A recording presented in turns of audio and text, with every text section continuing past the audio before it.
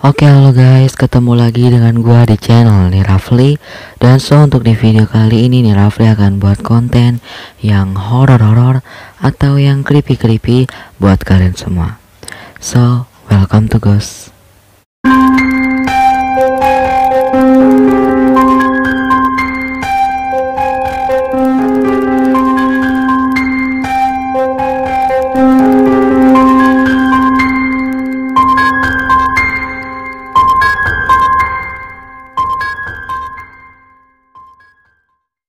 Nah, oke, jadi pada video kali ini gue bakal bahas ini dia pohon-pohon atau ya tumbuhan-tumbuhan yang dihuni makhluk halus. Ya, sebenarnya bukan hanya boneka, bukan hanya lukisan yang ditempatin oleh makhluk halus. Sebenarnya ada benda lain atau makhluk yang lain, yaitu termasuk makhluk tumbuhan ini, yaitu pohon. Ya, bukan benda mati saja yang dapat dihuni makhluk halus, tapi tumbuhan juga dapat dihuni makhluk halus. Dan berikut adalah 9 pohon yang dihuni makhluk halus. So, sebelum video ini dimulai, alangkah baiknya kalian matikan lampu kamar kalian dan kalian enjoy menikmati video gua dengan mulus. Dan satu lagi, jangan lupa subscribe, karena kalau kalian tidak subscribe, hati-hati, nanti ada yang datang. Nah, oke, jadi kita langsung aja ke pembahasannya. 1. Pohon beringin. Ya, jadi kita akan langsung aja dari yang pertama, yaitu pohon beringin. Ya, pohon beringin ini banyak banget yang bilang kalau misalnya pohon beringin ini terdapat hindapan atau tempat buat makhluk halus. Bukan hanya manusia aja yang diam di bawah pohon itu, tapi banyak sekali makhluk halus. Dan kita langsung aja baca untuk artikelnya. Menurut legenda rakyat, pohon beringin merupakan rumah dari genderuwo. Jadi sebenarnya banyak banget makhluk halus tuh bukan hanya diam di rumah saja atau diam di rumah kita aja, tapi banyak banget makhluk halus yang diam di tempat lain, contohnya kayak boneka dan lukisan dan tumbuhan. Jadi bukan hanya di rumah saja ya, ingat itu. Dan pohon angker ini memiliki batang yang diameternya bisa seluas rumah tipe 32. Ya, memang pohon beringin ini sangatlah luas dan lebar dan adem juga tempatnya ya. Seperti yang kita tahu bahwa kalau tempatnya yang adem-adem itu tahulah ya tempatnya siapa. Jadi bukan kita doang yang ingin mendapatkan kenyamanan, mereka-mereka yang tidak terlihat, mereka pun ingin bisa dibilang ingin mendapatkan kenyamanan tersebut selagi diberikan mereka itu kan udah mati, maksudnya selagi diberikan bisa bergerak oleh Tuhan gitu. Gitulah pokoknya ya. Daun-daunnya yang rindang dan tingginya yang selangit membuat pohon ini terlihat lebih menyeramkan, terutama saat matahari sudah terbenam. Ya, pohon ini memang sangat menyeramkan ketika matahari sudah terbenam ataupun di malam hari, terutama di malam Jumat.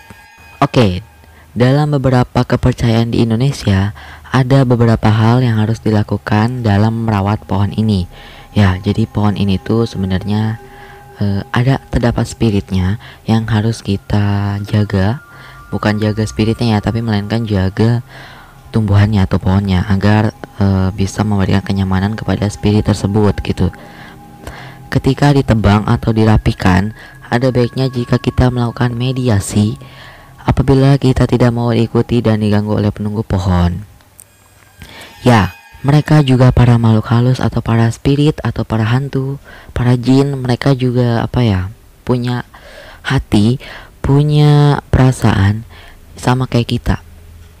Kita mau nggak kita ada orang yang masuk ke rumah kita tanpa permisi? Makhluk halus pun seperti itu. Jadi alangkah baiknya kita mediasi ataupun permisi dulu ya. Paling tidak baca salam lah ya. Tapi kalau untuk umat Kristiani nggak tahu ya. Pokoknya baca salam aja. Dan numpang-numpang terutama, dan jangan buang sampah sembarangan dan jangan kencing sembarangan juga. Ya, itu apabila kita tidak mau diganggu oleh makhluk halus, kita harus menaati peraturan itu. Karena mereka juga punya perasaan, punya hati. Tidak apa ya, tidak hanya manusia saja yang punya perasaan dan juga punya hati ya, mereka juga. Oke, jadi sorry banget tadi memorinya full ya. Tadi kita bahas sampai di mana tuh? Oh ya, tidak hanya semua tidak apa sih? Tidak hanya kita yang mempunyai hati, mereka juga punya hati ya. Jadi mereka juga punya perasaan, bahkan menurut gua mereka itu perasaannya lebih sensitif dibandingkan kita ya. Jadi mereka baper gitu, oke. Oke, kita langsung aja untuk ke pohon yang kedua. 2.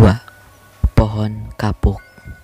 Nah, pohon kapuk ini merupakan pohon yang ada di depan rumah gua ya. Bukan di depan rumah gue sih, maksudnya tetangga gue punya gitu, jadi sampingan, jadi kelihatan ya. Dan setiap malam gue seperti melihat ada bayangan-bayangan gitu di pohon kapuk tersebut. Cuman gue nggak mau bilang ke siapa-siapa ya, dan ternyata pas gue baca artikelnya memang ada spiritnya gitu.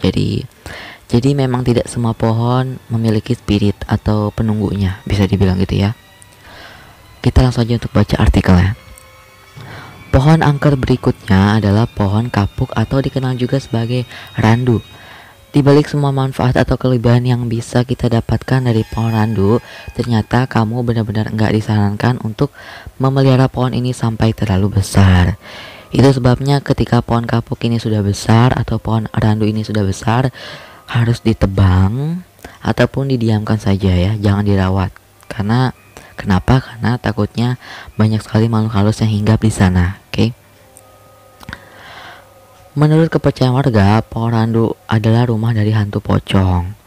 Jadi kalau tadi genderuwo, sekarang pocong ya. Jadi banyak banget memang jenis-jenis hantu yang harus kita ketahui, dan masing-masing hantu mempunyai apa ya, bisa dibilang masing-masing hantu mempunyai kesaktiannya masing-masing dan mempunyai kekuatannya masing-masing dan mempunyai kelemahannya masing-masing. Ada kelebihan dan kekurangan ya. Pokoknya ya menurut gue ya, aduh mic-nya kegoyang. Menurut gue itu hantu itu sebenarnya sama banget sama kayak manusia.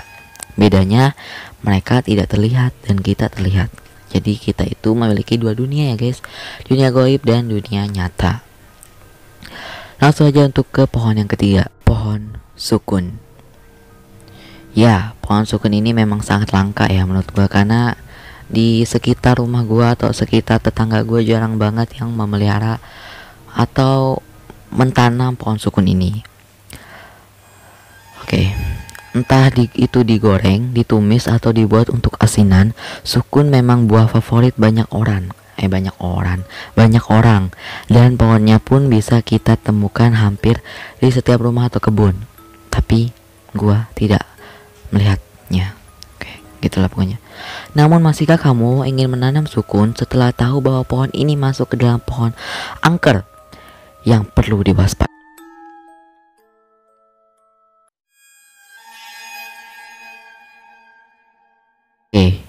Katanya pohon sukun merupakan tempat di mana pocong atau jin dan miske sering nongkrong. Oke, jadi di pohon sukun ini memang banyak banget spiritnya. Kalau tadi tuh genderuwo, dua pocong, dan ini banyak banget ya. Sampai-sampai ada jin dan misketi. Misketi itu apa sih? Miss kuntilanak. Selam. Oke.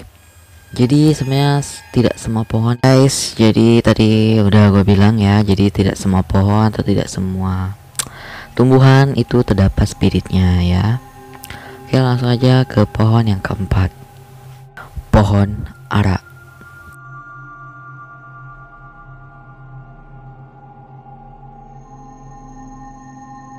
Guys, sorry tadi tiba-tiba kameranya mati sendiri ya. Nah, jadi pohon ara ini merupakan pohon yang mirip dengan jeruk ya. Buahnya kecil-kecil ya, sama kayak jeruk lah pokoknya. Langsung aja ya kita baca artikelnya biar nggak kelamaan. Pohon yang juga dipanggil sebagai pohon tin ini tampilannya terlihat seperti beringin. Memang tinggi dan besarnya dapat mengalahkan ukuran. Ranting-rantingnya tebal dan cocok untuk digunakan sebagai tempat ayunan. Wow, jadi bagi kamu yang suka main ayunan tuh ya. Namun dedaunan pohon tin lebih berlebar dan terlihat seperti bunga.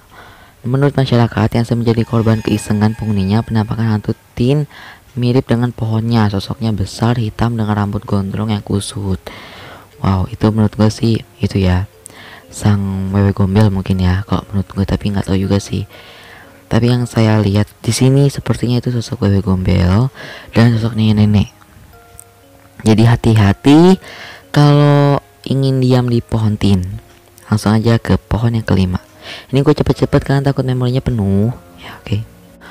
Pohon bambu. Nah, pohon bambu ini sebenarnya banyak banget di rumah gue ya. Pasti semua orang yang tinggal di kampung pasti memiliki pohon bambu ini ya. Tanaman yang berasal dari negeri Panda ini terkenal angkernya karena keberadaannya sering sekali ditemukan di dekat kuburan. Nah ya ini tuh paling sering banget di dekat kuburan ya.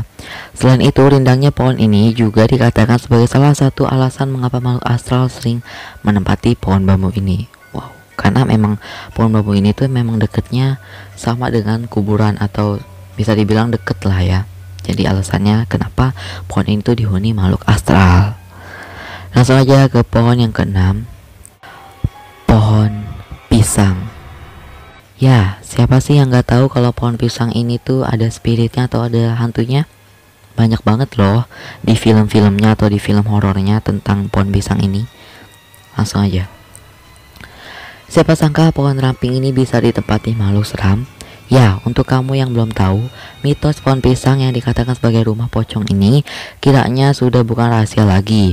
Selain pocong, penghuni gaib lainnya yang gemar menempati pohon angker ini adalah kuntilanak dan tuyul.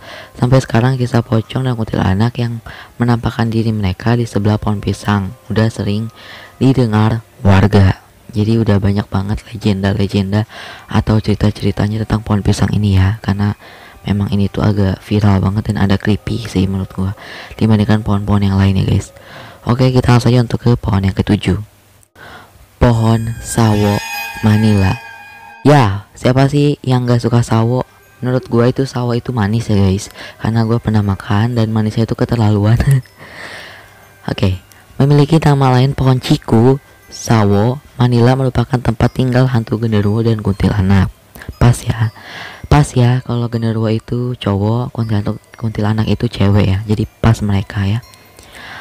Menurut kepercayaan orang tua, kita anak-anak yang bermain di bawah pohon ciku pada waktu maghrib akan dibutakan pandangannya sehingga mereka akan tersesat.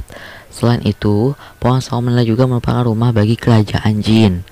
Maka itu gak usah deh berkeliaran dekat pohon-pohon ini kalau kamu gak mau diganggu oleh dua penunggunya. Ya memang mereka itu kompak ya, antara Mas genderuwonya dengan Miss Good ya, dengan Miss Katy-nya ini. Jadi siapapun yang diam di pohon sawo ini bakal diganggu ya. Pohon sawo bukan? Ya pohon sawo ini ya. Jadi sebenarnya alangkah baiknya kita permisi dulu, izin dulu, nggak harus sembarangan diam di pohon sebenarnya. Jadi kita itu sebenarnya makhluknya sedikit, mereka jin itu lebih banyak ya dibandingkan kita. Oke, kita langsung saja untuk ke pohon yang ke-8, pohon saga. Sahabat 99, waduh apa nih? Kalau di rumah ada pohon angker satu ini lebih baik ditebang. Konon katanya pohon saga merupakan rumah dari banyak makhluk halus, bahkan lebih dari pohon beringin. Wow, kok bisa? Pohon ini merupakan tempat favorit para dedemit berkumpul. Dedemit merupakan jenis makhluk halus yang kita sangat merugikan manusia di sekitarnya karena mampu menyerap energi positif kita. Ya. Jadi sebenarnya makhluk halus itu terdapat dua jenis, ada yang jenisnya positif dan juga ada yang jenisnya negatif ya. Jadi tidak semua makhluk halus itu negatif ya, sama kayak manusia. Manusia ada yang jahat dan ada yang baik gitu ya. Langsung saja untuk ke pohon yang terakhir yaitu 9, pohon asam Jawa. Ya, pohon asam Jawa ini biasanya ini tuh terdapat di Jawa-Jawa ya, atau di daerah Jawa. Satu lagi nih, pohon seram yang tidak disarankan ditanam di halaman rumah yaitu pohon asam Jawa. Menurut kepercayaan orang zaman dulu, pohon Jawa merupakan tempat tinggal hantu pocong dan kuntilanak. Itulah mengapa tidak pernah membiarkan pohonnya tumbuh terlalu lebat atau terlalu lama di rumah. Seperti Sama seperti pohon rindang lainnya, pohon asam Jawa juga membutuhkan ritual tertentu sebelum ditebang, terutama untuk pohon yang sudah berdiri selama ratusan tahun. Ya, jadi kita bisa ambil pelajaran dari video ini. Kalau kita mau pergi ke tempat sesuatu itu kita harus permisi, nggak boleh asal sembarangan lewat, karena itu bisa membuat kita diikutin oleh penunggunya ataupun kita dicap sebagai manusia, dicap sebagai manusia yang jelek ya. Jadi mereka juga bisa menilai mana manusia baik, mana manusia jelek gitu ya kan. Gitu. Nah, oke guys, para Nilovers semuanya, jadi segitu dulu untuk video gua kali ini tentang 9 pohon angker yang dihuni para spirit atau para hantu. So, kalau kalian suka dengan video ini, kalian boleh klik like agar gue bersemangat untuk bikin di next video. Dan bagi kalian yang belum subscribe, silahkan klik dulu tombol subscribe-nya di bawah, biar kalau ada notifikasi terbaru dari channel ini, kalian bisa nonton dan bisa langsung klik videonya. Dan oke, so jangan lupa untuk komen sebanyak-banyaknya konten apa lagi yang harus gue next selanjutnya atau buat selanjutnya. Oke, sampai ketemu lagi di video selanjutnya.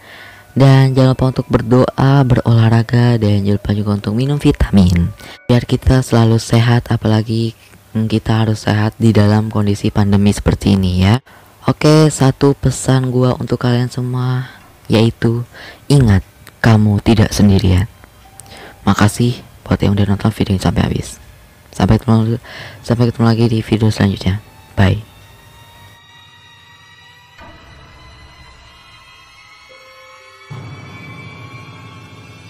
Rafli itu emang bagus, hingga ku ketagihan buat nonton di channel di Rafli. Mari kita buat share channelnya.